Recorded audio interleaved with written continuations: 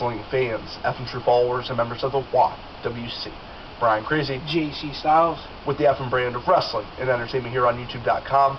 We are back with our TNA Victory Road results. Victory Road just went off the air. Today's date is March 18th, 2012.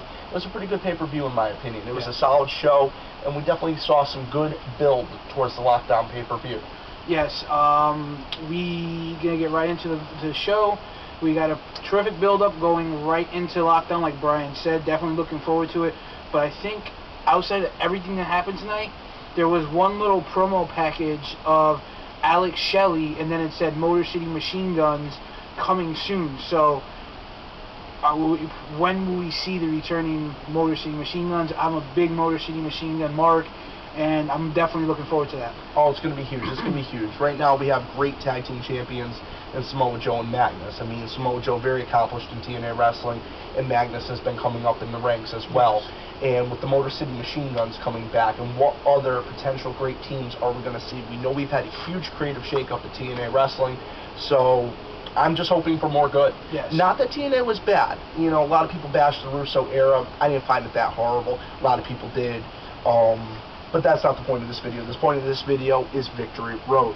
So the first match of the night, we see Bully Ray come out, and he's basically holding the show hostage. He says he wants a match, well, his match against James Storm tonight to be for the #1 contender. Yes. James Storm has already won the #1 contender spot. Basically, James Storm says, hey, you could have just asked me in the back. You didn't have to come out here and hold up the show. Let's do it right now. We go right into the match. Cowboy James Storm is fresh off surgery. He had, I believe it was bone spurs in his ankle, if I'm not mistaken. I could be mistaken, guys. And he picked up a quick win over Bully Ray. Yes. The last call super kick. It was a singles match at 1 minute and 10 seconds. Yes, fantastic. It was a fantastic outing by James Storm, coming fresh off his surgery.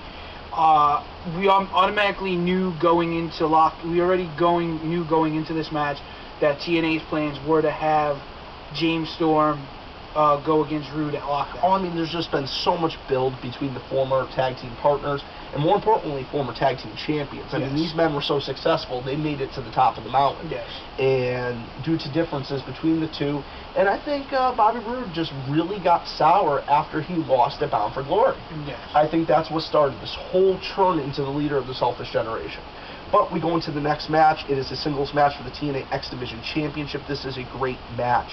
We see Austin Aries, which, you know, he's one a cocky son of a gun, but the crowd was behind him tonight. I was behind him tonight. I'm not going to lie. I mean, I don't really like what they've done with Zema Ion. He's a tremendous athlete, don't get me wrong, but it's the character I really don't like.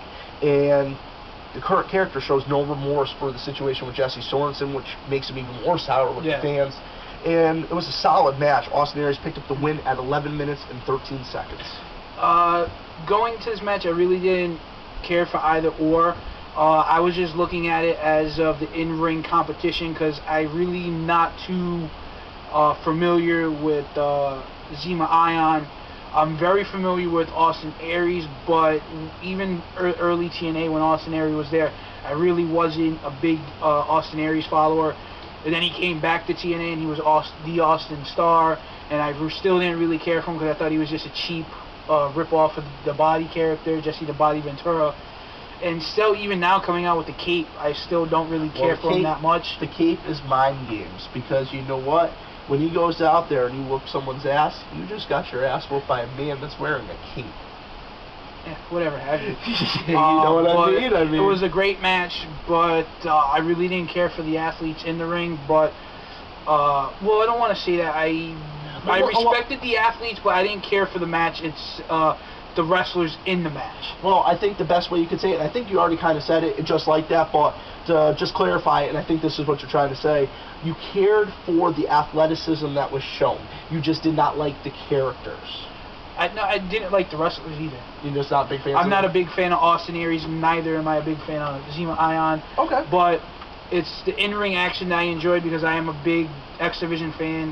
That got me that, and AJ Styles, Samoa Joe, and Christopher Daniels got me into watching TNA. Yeah. So. Oh, the X Division was a great staple of TNA for years, and I'm glad that they're bringing it back, and I can't wait to see the return of Kid Cash and the Motor City Machine Guns, and to see what Destination X has in store for us for this year.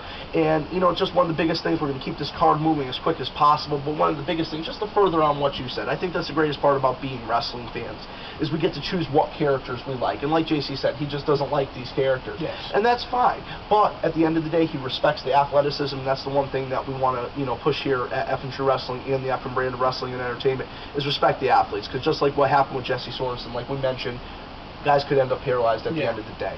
So we move into the next match. Robbie E comes out. This is the Robbie E Television Title Invitational. Basically, it's an open challenge, and says no one in the locker room's coming out. Basically messes around with the crowd for a minute. I was really thinking Rob the Freak Terry was going to basically challenge him, squash him, and win the title. But we see Devon come out. We haven't seen Devon since the situation with his kids at the last pay-per-view with the Pope and that whole situation.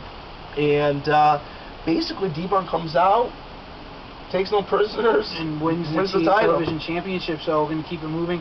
At 3 minutes and 2 seconds, yep. I think the next match following that was the TNA Knockouts title match. That is correct.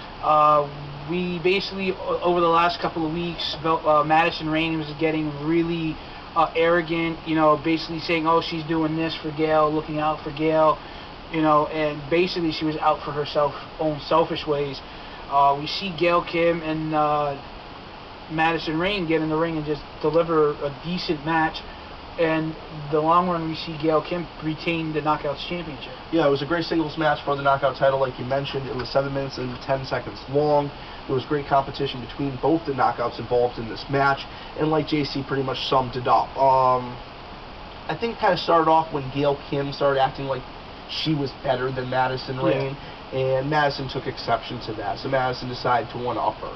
And it all happened, there was a match, and basically Madison was trying to exert some sort of control over the Knockouts division at that point. That's after Karen Jarrett made her exit, and that's before Sting said, you know, you have no power here. But whatever have you, she interjected herself into the end of the Battle Royal, eliminated Velvet Sky, became the #1 contender. That's what brought us to this point. But like JC said, Gail Kim defeated Madison Rayne to retain her title. We go into the 6th match of the night. Unlikely duo of AJ Styles and Mr. Anderson ended up picking up the win over Kazarian and Christopher Daniels at 14 minutes even. This was a great tag team match. It definitely was. Didn't take away from the match that we saw earlier in the night for the TNA Tag Team Championships. Matt Morgan and Matt Morgan and Crimson going against the Tag Team Champions Joe and Magnus. And just basically, we see Crimson and Morgan not getting along in the match very well, and we see them two basically separate. We see Crimson spear Morgan, which led to Samoa Joe and Magnus retaining the TNA Tag Team Championship. Oh yeah, exactly. Signature finish like we've seen from Samoa Joe and Magnus, the flying elbow off the top rope, and that's pretty much how it ended. But like JC said, not to take anything away from the match earlier in the night, the other tag team contest, but that was a different kind of match. It told a story of how a team is now splitting up in a future feud. Was built out of that match. Was a feud that we already saw a little bit last year. This match was just, the story was told in the ring.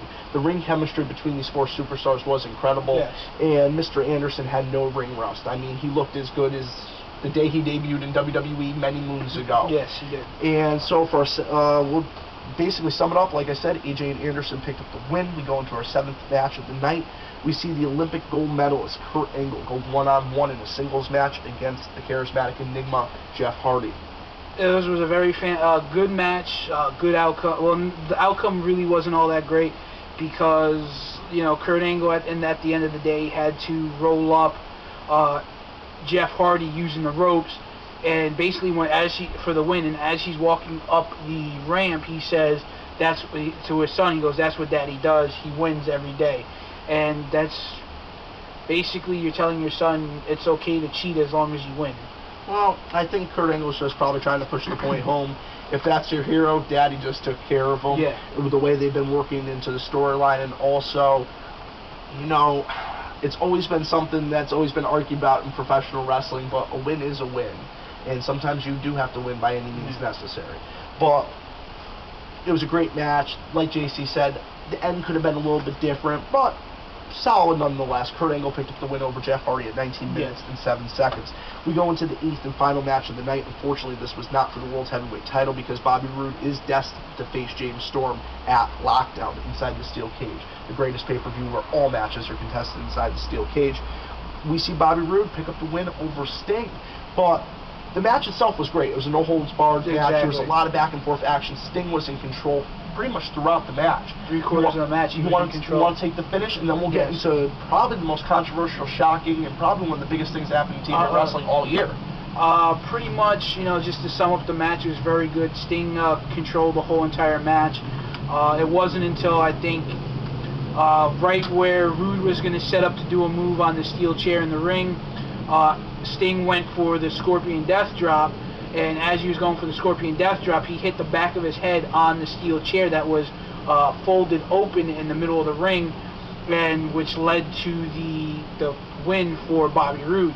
But the story isn't the match itself. The story is what happened after the match. Exactly, and to further on what you said real quick, imagine if I went to go hit a Scorpion, which is basically a backwards DDT on JC Styles right here, and there was a chair behind me. When I go backwards, the head would have made contact with the steel chair. Completely obliterated the chair, knocked the Stinger out.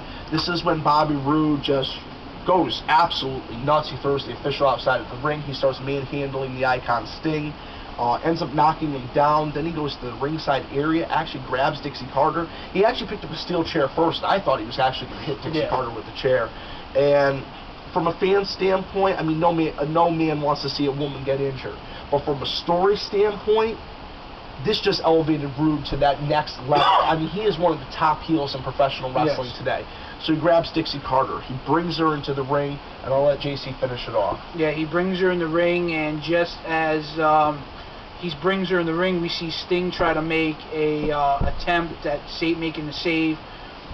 We see Roode go out and grab the steel chair and slide back in, and he hits Sting right in the back, knocking him out, and then we see him get we see Roode duct tape Sting in the corner, and basically Roode is just verbally assaulting Dixie, telling her to shut up, bitch, taking Sting's face paint and rubbing it off of Sting's face and onto Dixie's.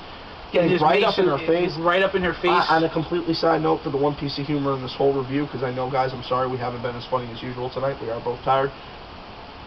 After Robert Roode has the match, he kind of looks like Sideshow Bob with the hair. Yes. Just saying. So pretty much, then we see the pay-per-view just go off the air with Robert Roode saying, "Don't you like me, Dixie? Don't you like me?" And the pay-per-view goes off the air, and we see the setup for the promo video for next month's Lockdown, and that was the end of the show, and it was an overall pretty decent show. Yeah, the two things that really stood out is as the pay-per-view ended, like you said, basically with the situation at the ring, the crowd was going insane, saying, "Fire Bobby, fire Bobby." And also another interesting point, not only did we see the star of Repo Games on the pay-per-view tonight, and there is talk that he might be featured in a future episode of Impact Wrestling, maybe even in a wrestling capacity, which I think celebrities in wrestling is fine if they want to take that step to learn some moves. If they just want to step in the ring and try to throw out one haymaker, that's not a match. But if they want to learn a couple holds, cool. Also, Brooke Hogan was in attendance. And Hogan's ex-wife, Linda, was also in attendance as well. I didn't see her. She was there? She was sitting right next to Brooke. Okay, yeah, I saw Brooke. I didn't see her. And I was pretty surprised that due to the whole end of the match, that they didn't bring out Terry. I'm really surprised that they didn't. They didn't bring out the Hulk. So, guys, just for the closing thoughts, like we always do, please check out all of the channels that make up the Efren brand. Also, please check out Most Extreme Wrestling, who is in partner with the Efren True Entertainment and the Efren True Clique, and all the members of the Efren True Clique. We Are Pro Wrestling, IROC and You Know It 91, Matt the Fat 15, all these guys who get out here and they do the videos for the YWC and get very little exposure. Exactly. I think that's the biggest thing that me and JC are trying to do is help out some guys. We got a little bit of help, but we're trying to provide a little more than we receive. That's all. That's our way to give back. Yes. And like JC said, please check out all the channels that make up the Efren brand of wrestling and entertainment here on YouTube.com. Don't forget to check out the official website of the Efren brand at www.fightnationwrestling.com. Please also like us on Facebook at facebook.com/FNTrueWrestling, and also follow us on Twitter at FNTrueWrestling. At JC Styles. And at JC Styles. JC has his own new personal Twitter, and mine is to come soon. And we're going to try to turn the FNTrue Wrestling Twitter into kind of a news feed for you guys. So if you guys are checking your Twitter real quick and you want to know some of the major happenings in the world of professional wrestling, it'll come right to your desktop. And also a new feature over at our official website, FightNationWrestling.com. We have an RSS feed, so you can subscribe to it in your favorite RSS reader, and it'll automatically bring you every post that I post will automatically update in your RSS reader. Also, please, please, please don't forget to like, comment, and subscribe if you already have not. And for that, guys, have a great week, and we'll see you back tomorrow night with the Monday Night Raw review. It should be great. I can't wait to see what happens only 2 weeks away to WrestleMania 28. Thank you for kicking it with us. Have a great night.